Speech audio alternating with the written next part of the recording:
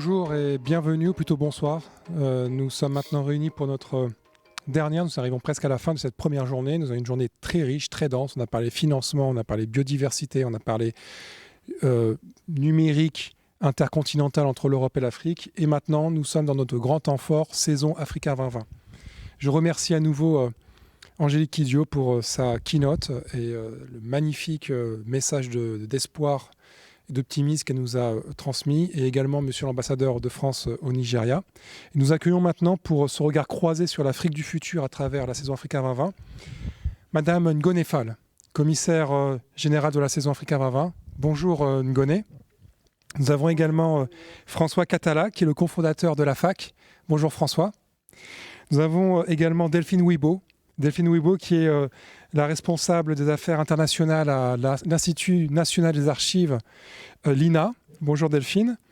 We are very lucky to have Leslie Donna-Williams.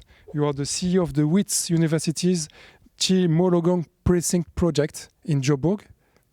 Hello Leslie, I hope you hear me. And finally, we have the very lucky to have Elijah Kitaka with us. You are an entrepreneur and the CEO of Fedza. You are based in Uganda. Hello Elijah. Hi, glad to be here. Alors, comme vous savez, Emerging Valley est labellisé Africa 2020. C'est le temps fort, innovation, tech, start-up de cette saison, cette très belle saison, cette saison de la résilience, moi je l'appelle. Et d'ailleurs, Ngone, tu vas nous en parler plus en détail. Je précise aussi que nous allons avoir avec nous Tidjane Dem, qui est le managing partner de Partech Africa, qui nous fait l'honneur de répondre à nos questions, et il interviendra un peu plus tard dans le panel. Et cette saison Africa 2020, aujourd'hui, elle symbolise la force de l'industrie créative et culturelle par rapport à la Covid, mais aussi par rapport au message de résilience, et montrer que malgré la pandémie, malgré les obstacles, le continent africain peut continuer à rayonner à travers le monde grâce au digital et grâce aux industries créatives et culturelles. Et quelque part, la distanciation sociale n'existe plus. Quelque part, la fermeture des frontières, elle n'est plus vraiment là. C'est vrai qu'on ne peut plus se voir. Et c'est vrai que j'aurais bien aimé vous avoir tous en présentiel ici pour cette 4e édition. Mais cependant, nous sommes là, nous nous parlons, nous échangeons. Et c'est ça la force aussi du numérique. Et la saison Africa 2020, elle existe, elle est forte, elle bat fortement grâce au numérique. Et quelque part, la saison, et toi Ngone, tu es plus forte que la Covid-19. Et je vais commencer par toi Ngone. On s'est rencontrés en 2019 et tu étais sur scène à The Camp. Après un an, tu as annoncé le lancement de cette saison. C'était en décembre 2019. Tu nous présentais les grands axes.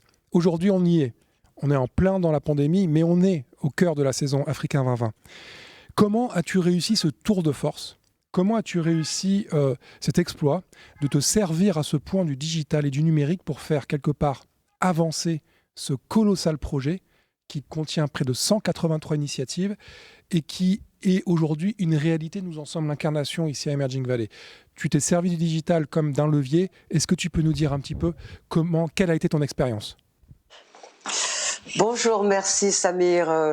En fait, je n'ai pas réussi seul, nous l'avons réussi et cette saison, elle existe grâce à tous ces partenaires, puisqu'on a à peu près 183 partenaires en France et plus de 200 sur le continent africain. Elle existe grâce à la mobilisation de l'opérateur de cette saison, l'Institut français, notamment l'équipe du pôle des saisons que je salue et tous mes camarades venus en appui par rapport à ce projet. Donc cette saison, elle existe parce que vous avez fait des projets et que vous avez tenu à ce qu'elle existe. Et c'est ensemble, comme je dis, qu'on fait avancer ce grand mécano et qu'on y va pas à pas. Et c'est ensemble qu'on fait face à toutes les difficultés et qu'on arrivera à tordre le cou à la Covid, qui n'aura certainement pas le dernier mot. Après, par rapport au numérique, comme tu le sais, puisque toi, tu vas souvent sur ce continent que tu connais peut-être mieux que moi. On va faire un pari un jour et on va lister le nombre de pays qu'on a visités et le nombre de semaines ou de mois qu'on y a passé pour voir qui remporte la donne. Mais le numérique est déjà une réalité sur le continent parce que les déplacements sont extrêmement difficiles. Une des questions d'ailleurs de la saison, puisque la saison elle est portée par 23 questions, et une des questions c'est justement la circulation des personnes, des idées et des biens. Et tu le sais, passer d'une région à l'autre du continent est un défi économique. C'est une perte de temps parfois. Et on est toujours dans cette absurdité où parfois, moi de Dakar, pour rejoindre Luanda, c'est plus simple de remonter à Lisbonne et de redescendre. En plus, c'est plus rapide et c'est moins cher. Donc le numérique, on s'est très vite approprié ces outils. Des émissions télé comme ça, c'est-à-dire des vrais projets numériques, non pas juste un Facebook Live, mais penser un projet en numérique dès le départ, accroître ses réseaux, aller à la rencontre de l'autre, pas seulement sur le continent, mais aux quatre coins de la planète. Ça, les opérateurs, les artistes, les intellectuels et les scientifiques sur le continent le font depuis qu'Internet existe, en fait.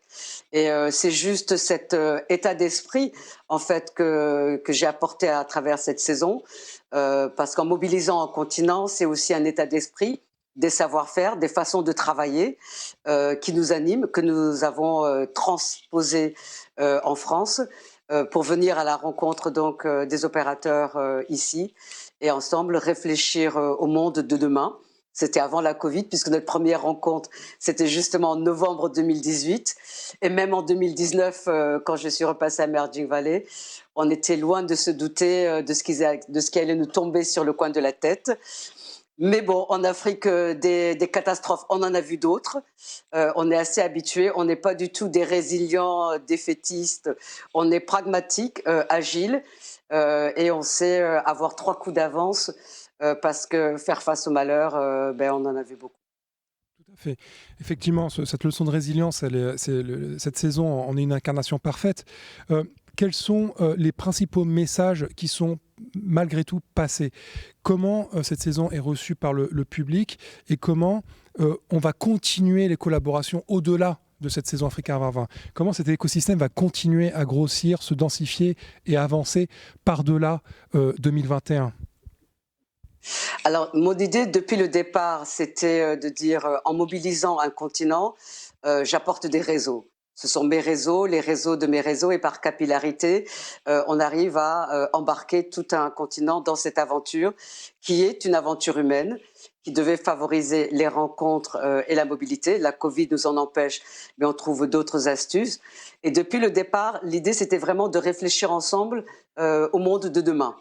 Ou au monde en train de se faire aujourd'hui, et d'avoir une saison panafricaine portée par la société civile exclusivement, et de se dire par rapport aux défis auxquels ce continent est confronté depuis des décennies, voire des siècles, comment est-ce que nous arrivons à transcender ces questions d'accès à l'eau, à l'électricité, à des systèmes de santé, à la diffusion des connaissances, aux questions liées à la citoyenneté, à l'émancipation économique, aux innovations technologiques. Comment est-ce que des gens sur le continent, des personnalités ou des structures arrivent à avoir des solutions innovantes? Donc c'est une saison qui est basée sur l'innovation et c'est véritablement porté par la société civile que je considère comme étant les agents du changement, qui sont en train de bousculer les codes, de dynamiser les écosystèmes, d'en créer de nouveaux, de démultiplier les propositions, les embryons de solutions, parfois des solutions pour inspirer le reste du monde, puisque ce n'est pas un continent qui est isolé du reste du monde, il ne l'a jamais été, puisqu'on est toujours considéré à preuve du contraire comme le berceau de l'humanité. Donc tout part d'Afrique et il n'y a pas d'avenir sans ce continent. Merci beaucoup Ngoné.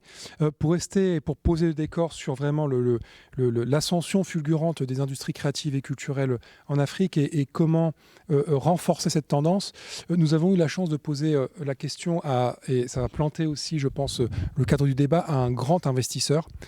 Cet investisseur, c'est Idi Andem, qui est le managing partner de Partech Africa, qui va un petit peu nous parler du potentiel du point de vue investisseur, du point de vue du marché, du point de vue des startups, de ce secteur qui ne demande qu'à exploser, qui explose déjà, mais qui peut vraiment être un game changer et devenir une industrie extrêmement puissante qui peut s'imposer au niveau global et peser aussi. Et demain, on aura un débat avec des GAFA, avec Microsoft notamment, peut devenir véritablement un nouveau pôle culturel qui peut contrebalancer les autres modèles digitaux de la planète. Et je vais maintenant On va maintenant accueillir Tidiane Deme qui va répondre à nos questions et on revient en plateau pour ensuite, et il va poser aussi un certain cadre et on va revenir ensuite au plateau pour continuer ce débat.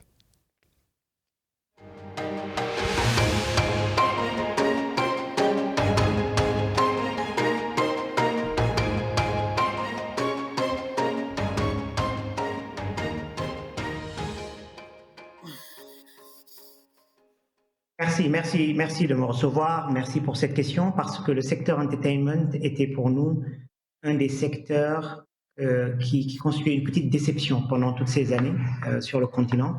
Parce que d'une part, nous étions convaincus qu'il y a beaucoup de choses à faire en termes de création culturelle et de diffusion de cette culture sur le net. Et d'autre part, nous n'avons pas vu venir les investissements dans le secteur. Donc, ce qui s'est passé cette année, malgré l'environnement compliqué, est une très, très bonne nouvelle. Qu'est-ce qui lève et pourquoi? Il y a essentiellement deux catégories dans cette activité d'entertainment. Il y a des startups qui font de la distribution de contenu sur des plateformes digitales, que ce soit par de l'abonnement ou par d'autres modèles économiques, mais qui distribuent du contenu à un public qui demande de plus en plus du contenu africain qui leur parle. C'est notamment du contenu très urbain, du contenu destiné aux enfants et aux parents de ces enfants-là.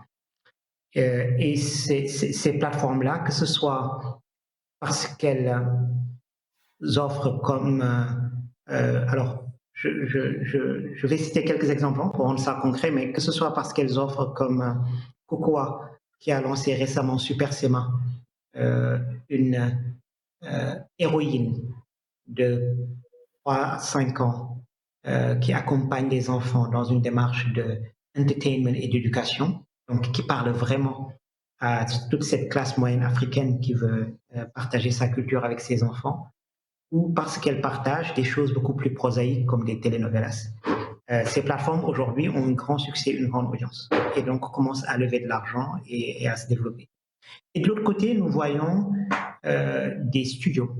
Ce que je caractérise par studio, ce sont des structures qui font de la production de contenu et qui le diffusent à l'échelle globale sur d'autres plateformes de diffusion, que ce soit sur Apple, sur Google, sur YouTube, etc.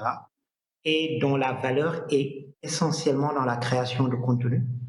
Et ces studios-là aussi, aujourd'hui, essayent de packager l'expérience, la culture, les références, le folklore, tout ce matériau culturel africain, mais de le sortir sous un format de gaming, par exemple, qui est ce qu'on connaît par ailleurs.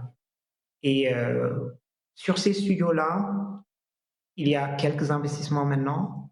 Il n'y a pas encore beaucoup de succès. Mais c'est aussi un business où il faut s'attendre à des succès sous ce qu'on appelle des hit business, des succès ponctuels. Il faut 100 studios ou bien 100 titres pour sortir un succès planétaire. Mais nous commençons à voir des choses qui nous laissent croire que ces succès sont dans un avenir proche.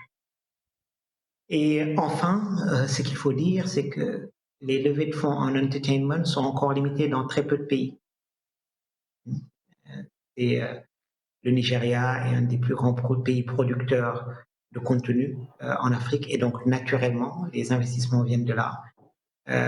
Mais là aussi, contrairement à ce qui s'est passé pendant beaucoup d'années, cette année, nous avons vu pour la première fois des entreprises hors du Nigeria lever des sommes importantes sur des business de contenu. Merci. Alors, nous allons revenir avec un peu plus loin avec la discussion avec Tidiane, mais parce que je veux tout de suite donner la parole à nos invités pour qu'ils puissent aussi réagir sur cette vision de l'investisseur, avec Leslie Donna Williams. So, Leslie, I hope you hear me, that you are heading one of the very first tech hub in Africa dedicated to digital creation in South Africa. Can you explain to us the transformation of this sector across the continent, and what have been the key steps, and what is the potential of the creative industries in terms of job creation, especially for the youth in South Africa? Thank you for that question. I think it's a very exciting time for the sector of tech hubs across Africa.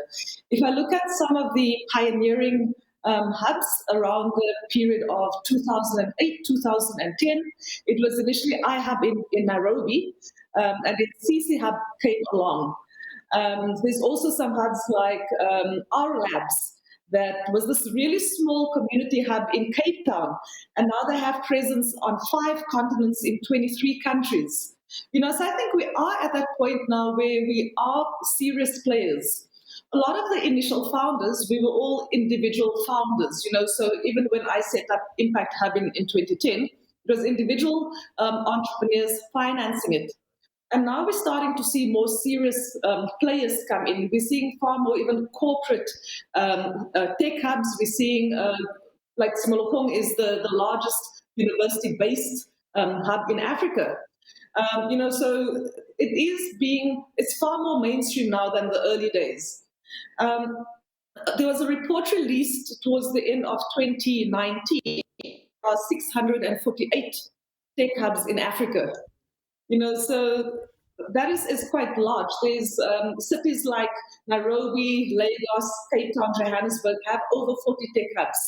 And I think we are at that point now where we're starting to define what the business models are, and supporting entrepreneurs in a stronger way. I'm happy to say that there's a lot of collaboration across the continent between hubs. And you'll see the ones that are quite strong, and there's maybe about 5 to 10 that really stand out in terms of the over 600. And we're at that point now where we're starting to differentiate, which are the up and coming ones to make the sector strong, because you need that growth spurt in any emerging sector. It's growing, but the strong ones are really the ones that are surviving, especially if you look at the time of COVID now. And they are collaborating. So I think for me, what I find exciting is that venture capital is starting to flow in the continent and starting to create more opportunities for entrepreneur ventures to grow, because they need that strong financial support. I'm excited that the entrepreneurs we are seeing are solving real-world problems that are relevant to the Africa context. They understand the local issues. We're seeing development in hubs. Now, when I spoke at the World Incubation, the Entrepreneurship World Incubation Summit in Qatar, just before lockdown, I was quite unique in our way of doing things in Johannesburg, where we're linking strong skills development to entrepreneurship development. But I see this trend is starting to grow around the world in developing economies, tech hubs, because tech startups cannot grow if they don't have the talent to grow those teams. And that is the importance of us blending skills.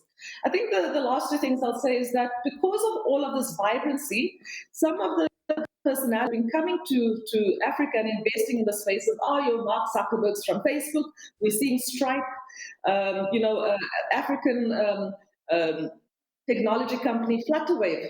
They were valued at $1 billion earlier this month after getting another $170 million investment. And they have strong investment and interest in furthering further startups. My final point is that we're seeing more specialization of hubs. It's not just tech hubs. In fact, we're seeing hubs for journalists, digital hubs for journalists. We're seeing media hubs. And I think for me, those are really where the growth opportunities come. But it's also employment opportunities for younger people who aren't necessarily in formal university institutions to grow their skills. Merci Leslie. Thank you very much. Nous avons, you just signed an important partnership with the Institut National de l'audiovisuel français. Et je vais me tourner tout de suite. Ça va être une illustration de cette thématique et vraiment les nouveaux partenariats culturels, comment s'appuyer sur le digital pour refonder quelque part aussi le regard croisé entre l'Europe et l'Afrique. Et Delphine Wibo, donc tu es partenaire finalement de Leslie. Vous avez signé un partenariat entre Timologong et l'INA. Est-ce que tu peux nous décrire en fait en quoi consiste ce partenariat et surtout quel a été l'intérêt mutuel pour vous, INA, et du point de vue aussi local, comment est-ce que vous avez été accueillis pour signer ce partenariat entre un grand établissement français et un grand établissement sud-africain? Oui, bonjour à tous. Écoutez, l'INA a toujours une importante présence à l'international depuis sa création. Et aujourd'hui, l'Institut a développé une grande diversité de métiers et de savoir-faire, puisqu'il intervient sur l'ensemble de la chaîne de traitement des contenus, en se revendiquant comme un véritable média patrimonial. Donc à la fois producteur, créateur et distributeur de contenus audiovisuels et numériques destinés à tous les publics et également acteur majeur de la formation initiale et professionnelle au métier de l'audiovisuel et des métiers numériques. Donc en effet, en 2019, on a signé un partenariat avec Timologong. Ce partenariat s'inscrivait dans une présence de l'INA en Afrique du Sud, venait enrichir un partenariat précédent avec les archives nationales sud-africaines que nous avons accompagnées depuis 2013 sur la numérisation des archives du procès de Rivonia. Et voilà, donc ce partenariat avec Timologong nous a vraiment permis de poursuivre ce partenariat avec une institution sud-africaine, nous a permis de valoriser les archives nationales du procès de Rivonia et d'inscrire la valorisation de ces archives dans le cadre de projets innovants et de valorisation innovante des contenus, et notamment par l'utilisation de technologies numériques, réalité virtuelle, technologies immersives. Donc pour nous, c'est un partenariat important qui a de nombreux atouts, et les atouts sont notamment que de pouvoir bénéficier du dynamisme et de la créativité des institutions et professionnels sud-africains, et notamment du dynamisme et de l'innovation de Timologong. Et la nature des projets qu'on met en place avec l'Afrique du Sud nous permet de faire appel à l'ensemble des expertises et des métiers de l'INA, mais à la fois dans une logique de transfert de compétences et de savoir-faire, mais réciproquement, ça permet à l'INA d'enrichir ses missions et pratiques en bénéficiant de tout ce que nos partenaires sud-africains peuvent mettre en place. L'atout de ce partenariat, c'est également qu'il s'inscrit dans la durée. Donc, je vous ai parlé de notre partenariat avec les archives nationales sud-africaines, qui s'est prolongé avec ce partenariat avec Timologong, et on aura la chance, donc cette année en 2021, de lancer un important projet avec le Robben Island Museum au Cap, projet qui sera financé par l'Agence française de développement dans le cadre du mandat industrie créative et culturelle, pour préserver et donner accès aux collections patrimoniales du musée de Robben Island. Et grâce à ces partenariats mis en place, on pourra bénéficier de toute l'expertise et tout le réseau de nos partenaires précédents, et notamment de Timologong. Merci beaucoup Delphine. On voit bien aujourd'hui que le partenariat culturel fait partie, quelque part, est devenu aussi un outil, une nouvelle forme de diplomatie numérique entre les écosystèmes. Et je vais demander à François Catala, qui est le cofondateur de la FAC, de revenir un peu sur son activité, qui consiste en fait à nouer des partenariats, des projets entre l'Afrique et la France en matière de formation culturelle et éducative. Pourquoi ce choix du continent africain plus précisément? Et vous avez d'ailleurs récemment, c'est peut-être quelque chose que vous allez approfondir parce que c'est tout récent, noué un partenariat avec une start-up nigériane, Wazobia, qui elle aussi peut bénéficier de votre expertise, de votre plateforme pour développer et proposer ses contenus. François, est-ce que tu peux nous en dire un peu plus? Merci, oui, bien sûr. Merci Samir et bonjour à tous. Une toute petite, un tout petit complément à la description qui a été faite. Nous, notre activité, c'est d'éditer et de proposer des parcours de formation. Et pour cela, on noue des partenariats avec des acteurs en Europe, mais également, bien sûr, sur le continent et plus particulièrement en Afrique subsaharienne, francophone et anglophone. Et effectivement, nous, notre objet, notre volonté à la fac, qui a été créée il y a maintenant presque 4 ans, c'est de modifier, d'améliorer, d'étoffer l'offre de formation aux métiers des industries créatives à destination des jeunes créatifs en Afrique et de contribuer ainsi à structurer les chaînes de valeur et contribuer à accroître ce dont Tidjane parlait tout à l'heure et Ngo Nefal également, contribuer à accroître les compétences des professionnels des ICC sur le continent et donc la production, in fine, de contenus culturels, que ce soit en matière audiovisuelle, en matière de cinéma, de radio, mais aussi de musique, d'édition.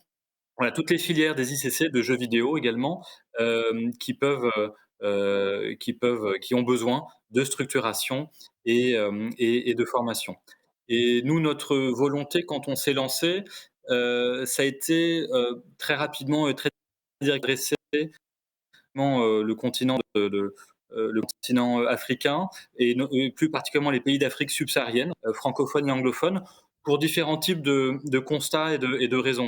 Il y a des raisons qui sont très pragmatiques, qui sont d'abord le fait que c'est la demande est le plus fort. Donc c'est quelque part dans la sous-région et sur le continent qu'on pouvait, avec cette offre innovante, qui s'appuie sur des outils digitaux très largement, plus d'impact social, culturel et également économique. Les raisons, elles sont objectives. Il y a un taux de chômage qui est très fort, notamment parmi les jeunes. Il y a des systèmes de formation qui sont, notamment du fait de la démographie, assez saturés, qui ont assez peu pris en compte le numérique, qui forment de facto assez peu au métier de la culture. Et ça contraste avec la demande extrêmement forte des audiences dans les pays en Afrique pour de la production culturelle, de contenu made in Africa. Et or, cette production, elle n'est pas au rendez-vous. Il y a un gros déficit. Et donc, très clairement, il y a un besoin qui était puissant.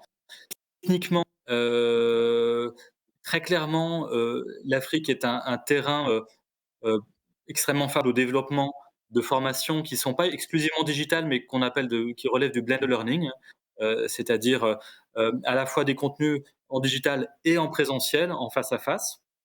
Il y a un taux d'équipement mobile qui est extrêmement fort, une couverture mobile qui est également croissante. Et puis il y a dans les usages, la jeunesse africaine est extrêmement agile avec le digital, notamment avec son équipement en smartphone, parfois sur des usages qui sont beaucoup plus avancés qu'en Europe. Et donc, quelque part, on sent bien qu'il y a une opportunité là pour que les carences de formation et d'éducation et de formation professionnelle aussi qu'on puisse répondre à ces carences de manière assez rapide et efficace. Donc ça, c'est les données objectives. Et puis, il y a surtout, sur le choix de l'Afrique et de la culture, des paramètres personnels. Le fait que moi et mon associé, on a un très fort intérêt pour le continent. Mon associé et cofondateur de la fac, Olivier Pascal, a une forte expérience professionnelle en Afrique subsaharienne. Et on a cette conviction très forte, et notamment Ngo Nefal dans son intervention, sur le fait que la culture, elle est vecteur d'activité, d'emploi, mais pas n'importe quel emploi non plus. Pour nous, c'est de l'emploi bonifié. C'est-à-dire, quand on crée un emploi et quand on contribue à structurer les filières culturelles et qu'on contribue à accroître la production d'œuvres culturelles, on crée du lien. C'est du lien social, c'est de l'inclusion également. c'est une ressource qui est infiniment renouvelable et même de manière cumulative. Plus on consomme, plus on regarde des œuvres, plus on a envie d'en regarder et plus on s'ouvre à d'autres sensibilités, d'autres et que naît un sentiment d'appartenance croissant aux différentes composantes qui composent une société. Donc on est très clairement sur cette ambition de remettre la culture au centre du développement des pays auxquels on s'adresse, et c'est pour ça qu'on a développé notre produit. Je suis un peu bavard, pardon. Notre service, en gros, c'est de proposer des parcours de formation au métier des industries créatives qui sont d'abord poussés sur une application mobile qu'on a fait développer et qui sont ensuite prolongés via des classes virtuelles, des séquences de travaux dirigés en classe virtuelle et de la formation présentielle en face à face sur quelques jours, des workshops, des séminaires assez intenses en Afrique. Et tous ces contenus de formation, on les coproduit avec des partenaires en France, des écoles, et avec des partenaires au Sud, ça c'est plus important, qui nous permettent d'identifier les besoins, les secteurs sur lesquels mettre l'accent et qui surtout nous permettent d'être en adéquat aux besoins des employeurs et des apprenants. Merci. Merci beaucoup François. Merci pour cette illustration. Je passe tout de suite la parole à... et là, nous nous tournons vers l'Ouganda, vers Kampala, vers Elijah Kitaka. Donc, Feza est une start-up qui est à l'avant-garde, quelque part, des industries créatives et culturelles. Premièrement, est-ce que tu peux nous décrire en quoi consiste ta start-up, les solutions que tu proposes, et nous dire aussi un mot sur un programme d'accompagnement dédié aux industries créatives et culturelles qui s'appelle Afrique Créative, qui est d'ailleurs porté par l'AFD. En quoi ça a consisté et comment ça t'a aidé et quel partenariat tu as réussi à nouer à travers ce programme?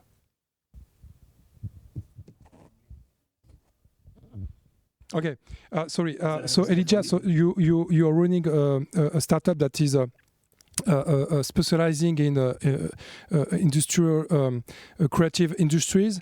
What are the activities and what is the value proposition of your startup Feza?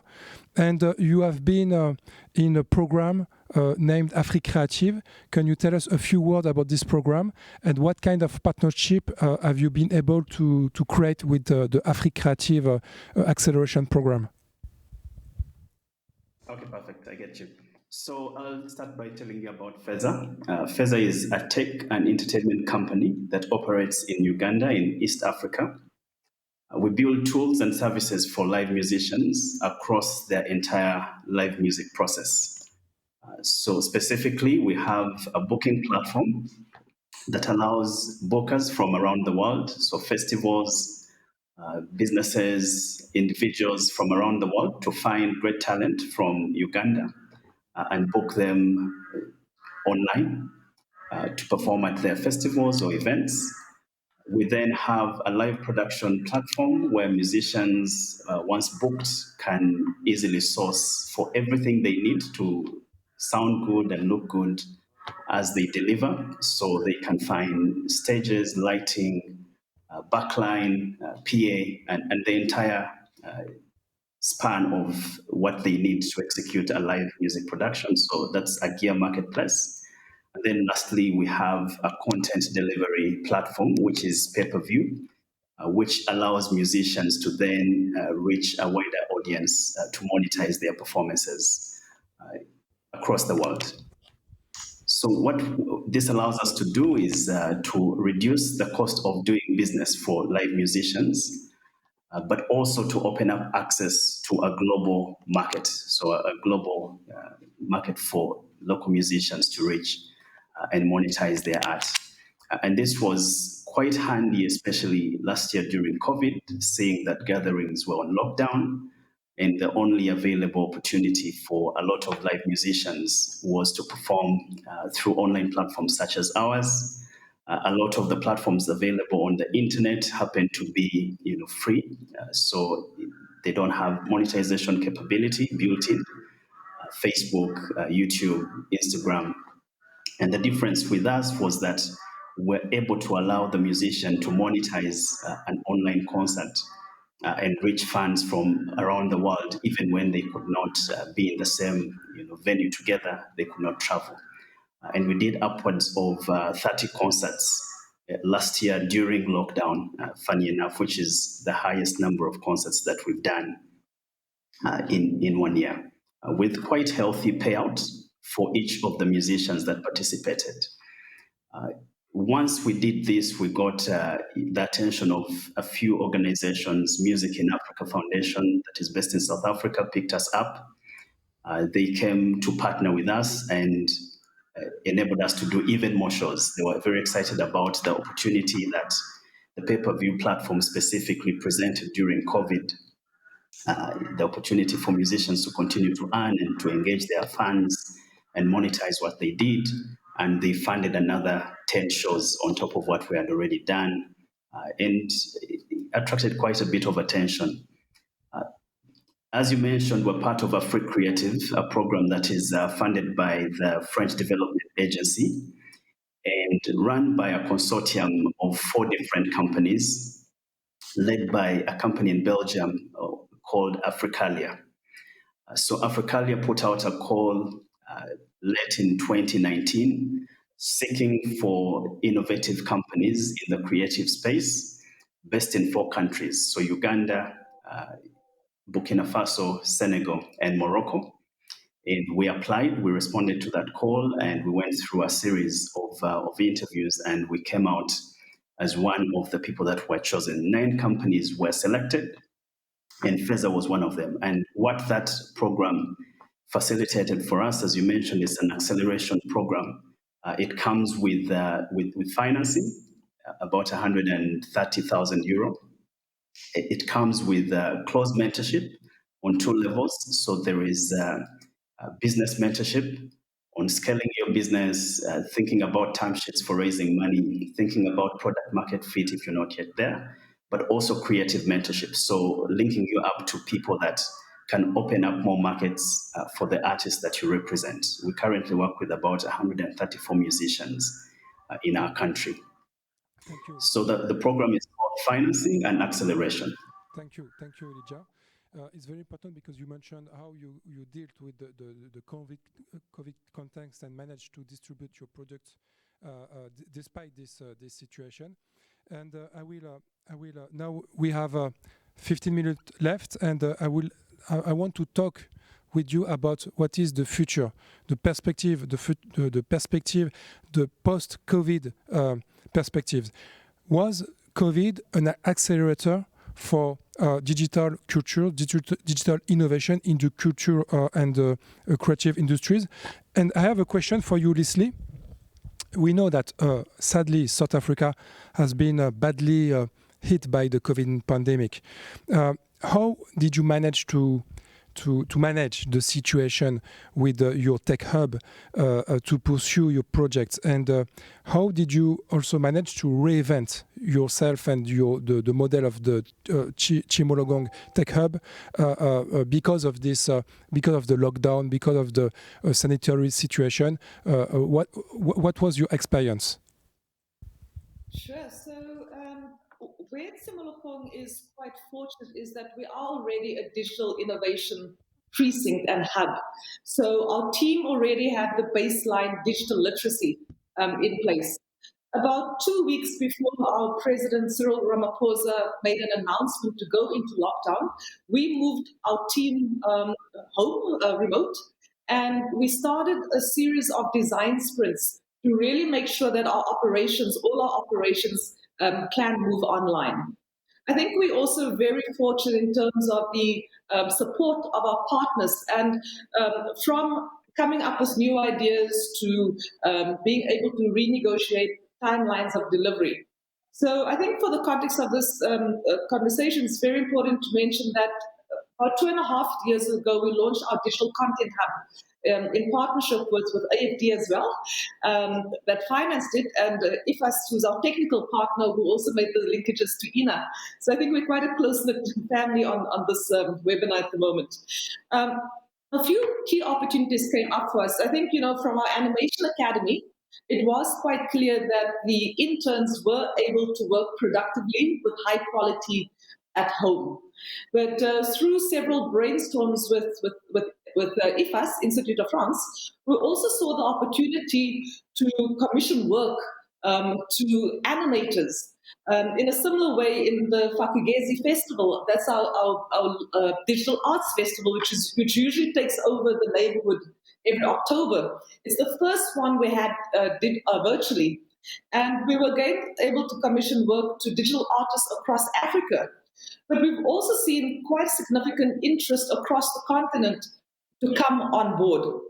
In a similar way, Digital Lab Africa, our Pan-African incubation program, is already virtual. So the downside is that it's difficult to get our winners to France for their residencies, which is part of the value on the program. So that is the one thing that is quite difficult. But COVID gave us the opportunity to validate that our work is relevant and that we are on the right track. In terms of the opportunities beyond COVID, we are now focusing on getting a number of our programs accredited, both within South Africa and internationally. Because again, COVID has proven to us this interest in Africa, and especially when we saw from the animation jam, game jam, several activities we did with IFAS. So we're going to expand that. Our work is grounded in South Africa, but now we're far more focused on Pan-Africa now that we have the validation of our work across the continent, and we have partnerships in place for that. Thank you very much, Leslie.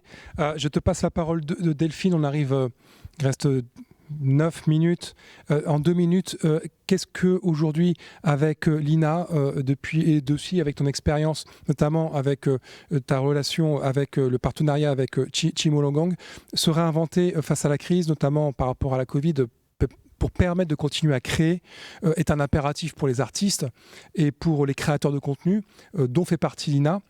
Quelle grande tendance voyez-vous émerger aujourd'hui dans les années à venir en termes d'audiovisuel? Est-ce qu'on peut dire qu'il n'y aura pas de retour en arrière et que la digitalisation, elle est partie, c'est un train qui est parti et qui ne s'arrêtera plus? Je crois que la crise a fait émerger de nouvelles tendances, mais elle a surtout accéléré certaines tendances qui étaient déjà en cours. En tout cas, dans le domaine de l'audiovisuel, les principales évolutions et innovations, elles concernent notamment les modalités d'accès au contenu, à la culture et au savoir.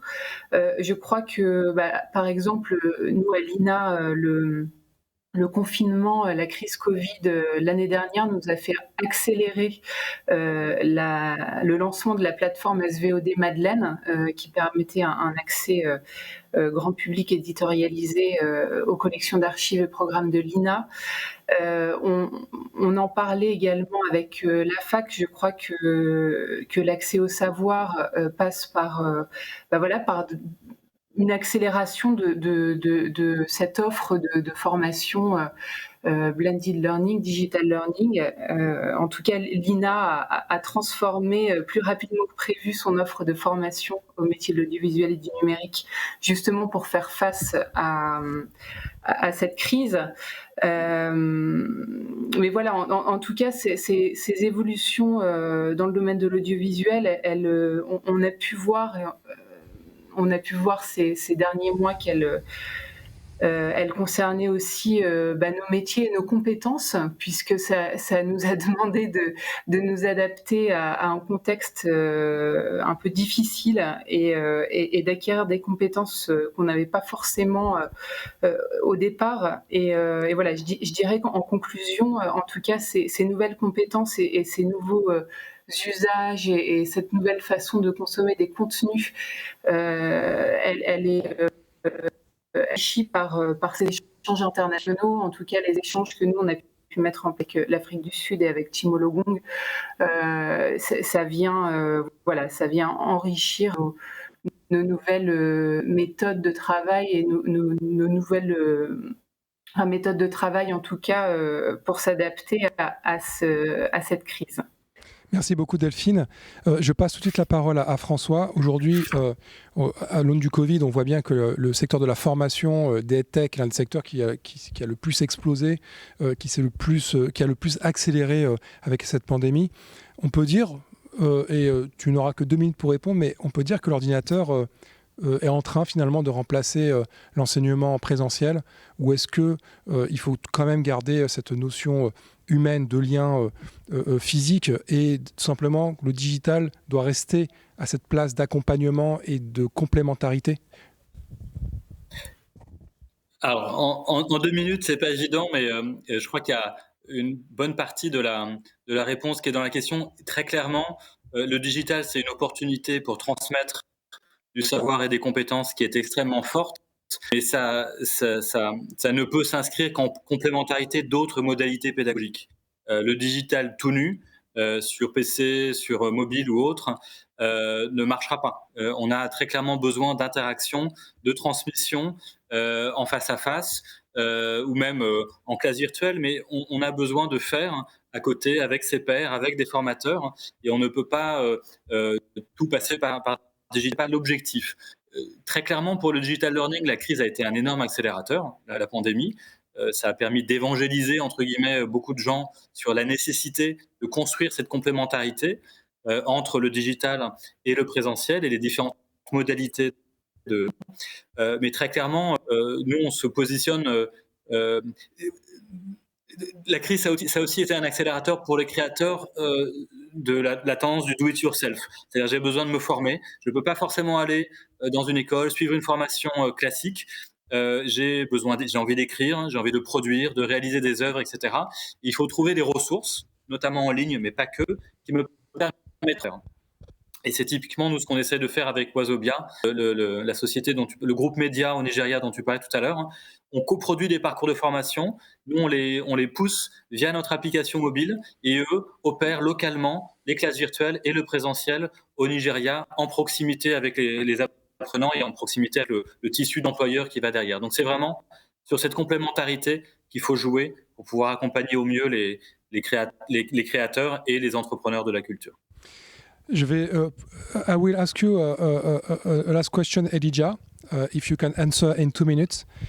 For you, can you say that the impact of the COVID-19 has been a deterrent, or can you say that it was an opportunity and you are already in the post-COVID-19 and your startup is going to continue, and you are transforming this challenge into an opportunity?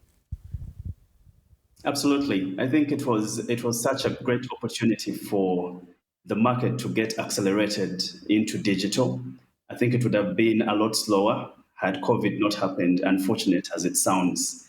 I think it gave people also a chance to sit back and just get exposure and discover new talent that otherwise was impossible to discover, given the busy schedules that everyone had. I think the one thing that we saw is consumption of content across the board skyrocketed, and that I think will move into the future and presents a big opportunity for Feza and other players.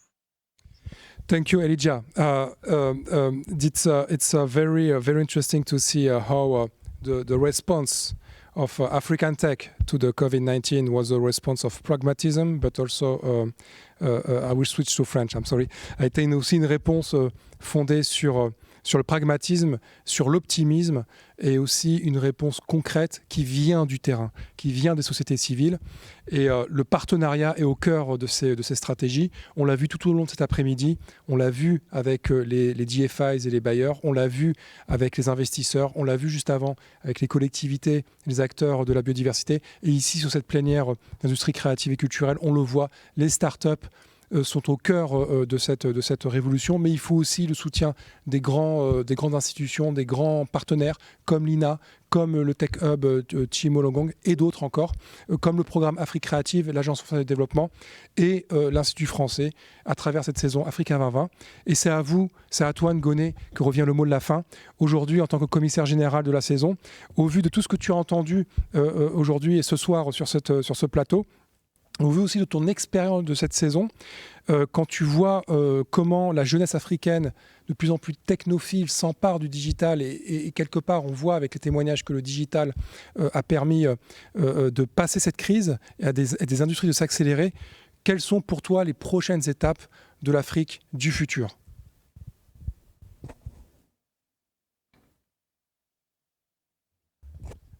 je crois qu'il y a un petit problème de son. Goné ? Oui, pardon, j'avais coupé le micro. Je dis c'est une vaste question à laquelle je vais tenter de répondre assez brièvement et en faisant aussi l'avocat du diable. Bon, cette Covid, comme je l'ai dit, personne ne l'a vu arriver. Moi, ce projet de Saison Africa 2020 a nécessité que je m'installe en permanence pour piloter ce projet et je suis en télétravail total, intégral depuis le 16 mars 2020. Plus d'1 an et je n'en peux plus. Donc, quand j'entends des journalistes ou des émissions qui parlent de Zoom fatigue, j'ai quasiment plus les yeux en face des trous. Moi, j'ai conçu une saison qui plaçait l'humain au centre, qui devait favoriser les mobilités, favoriser les rencontres. On devait construire, déconstruire, transcender, se taper dessus, se prendre dans les bras, se faire des papouilles, rêver d'un monde différent, plus juste. Et en fait, ça ne se passe pas. Donc, je suis très fatiguée de tout ça. Le numérique, c'est un outil. Moi, c'est ce que je retiens. Quand j'ai commencé ma carrière au début des années 90, tout ceci n'existait pas. Et même les étudiants n'avaient pas de portable individuel. Donc, je suis de cette version analogique qui a vu les choses avancer. C'est un outil formidable, mais qu'il faut utiliser comme un outil en appui. Et je pense que rien ne peut remplacer aussi la rencontre humaine. Je sais que dans ce projet, on a beaucoup aussi travaillé avec le Chimologong à travers le Digital Lab Africa. On a beaucoup de projets en art numérique, en jeux vidéo, en films d'animation, mais aussi en danse, enfin dans tous les secteurs. Et ces projets ont été possibles aussi grâce à l'AFD, mais également grâce au comité des mécènes de la Saison Africa 2020. Mais j'espère que le monde d'après trouvera le juste équilibre entre les rencontres humaines qui pour moi restent indispensables et que les artistes, les créateurs, toutes ces pensées, tous ces penseurs et acteurs du numérique continueront à nous faire rêver avec des productions de qualité, mais qu'au bout d'un moment, ça passe aussi par la rencontre. Effectivement, tu m'avais même demandé de venir à Marseille pour ce panel, pour être à tes côtés. Je te dis, je ne vais pas faire 7 heures de train aller-retour juste pour un panel d'1 heure, en sachant que les bars et les restos sont fermés, donc il n'y a même pas la possibilité d'aller boire un coup après. Voilà, les apéros Zoom, on m'en a proposé plein au début du confinement, j'ai refusé.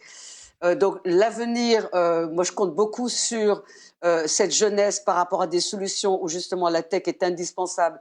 Je pense notamment à l'éducation et à la santé, à des circuits de distribution, ça me semble totalement nécessaire. Mais on ne peut pas laisser non plus des gens juste avec des outils et que ces outils ont été créés par des êtres humains et que de temps en temps, il faut que ces êtres humains se rencontrent. Et se rencontrer, ça fait du bien. Et j'espère, en tout cas, Samir, que je te verrai avant la fin de cette saison en vrai, à Paris, à Marseille ou ailleurs. Bah, nous l'espérons. Et puis, je peux vous dire que j'espère vous voir tous. Leslie, Elijah, Ngoné, François et bien entendu Delphine à Marseille. Vous êtes mes invités à Marseille pour la prochaine édition d'Emerging Valley en Provence. On vous attend en présentiel, en physique et lorsqu'on sortira de cette pandémie, vous serez les bienvenus ici. En tout cas, merci Ngoné pour ta résilience. Merci Elijah pour ton inspiration. Merci pour tout ce que tu fais avec Feza et pour ton engagement dans ce programme Afrique Créative. Merci beaucoup Leslie, merci pour cette résilience et on sait à quel point l'Afrique du Sud a été durement atteinte par la Covid-19 et pourtant vous êtes toujours là et pourtant vous continuez d'innover. La preuve, tu es là ce soir pour en témoigner. Merci à toi François, merci pour... excuse-moi, François... pour le partenariat que tu as noué avec Wazobia et tu incarnes cette volonté de rapprochement des deux rives et tu fais aussi partie du Social Business Camp et nous avons le privilège de t'accélérer à travers ce programme. Et enfin, merci à vous Delphine pour votre témoignage, pour les partenariats que vous développez avec l'INA, pour cette audace aussi d'amener l'INA sur ces terrains innovants et quelque part vous incarnez, vous, tous ensemble, cette Afrique et Europe du futur, du partenariat digital et de la réinvention des relations entre nos deux continents. On arrive à la clôture de cette plénière. Nous allons accueillir Monsieur Lionel Zinsou. Monsieur Lionel Zinsou, qui est ancien Premier ministre du Bénin et qui est le président de Southbridge, qui va nous donner la keynote de clôture de cette séquence saison Africa 2020 dans Emerging Valley. Merci à tous et à très bientôt. Merci.